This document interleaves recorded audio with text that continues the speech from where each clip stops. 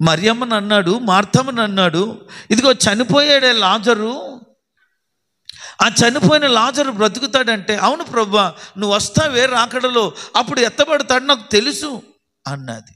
మరియమ్మ అదే మాట, మార్తమ్మ అదే మాట. ఎప్పుడో జరుగుతుంది అని అంటున్నావు కానీ నువ్వు ఇప్పుడు నమ్ముతున్నావా?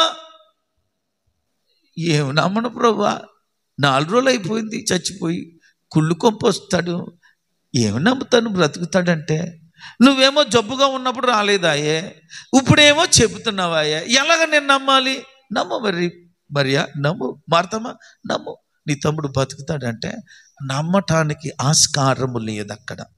కానీ దేవుని మాట ఎంత గొప్పదంటే, యేసు ప్రభు మాట మీద నమ్మకం ఉంచిన మరియ మార్తలు చనిపోయి 4 దినాలు అయిన తర్వాత తన తమ్ముడిని సజీవుడిగా చూడగలిగినది. స్తోత్రం. చనిపోయిన 4 దినాల తర్వాత లాజర్ని బ్రతకడం చూశారే. పాడైపోయిన, కుళ్ళిపోయిన, పనికిరాని నీ జీవితాన్ని బాగా మార్చేస్తాడు అంటే నువ్వు నమ్మలేవా? నీ శరీరము కుళ్ళిపోయి పాడైపోయి రకరకాల వ్యాధులతో, బలహీనతలతో నింపబడితే ఆయన బాగు చేస్తాడని నమ్మలేవా?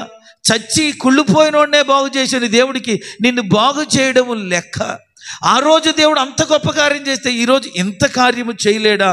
ఆ రోజు అదే దేవుడు, ఈరోజు అదే దేవుడు, నిన్న నేడు రేపు నిరంతరము మారని దేవుడు యేసుక్రీస్తు ప్రభువారు. ఆ దేవుడు నీ జీవితంలో కార్యము చేయటానికి, ఆయన మాట చెప్పి నెరవేర్చడానికి రెడీగా ఉన్నాడు.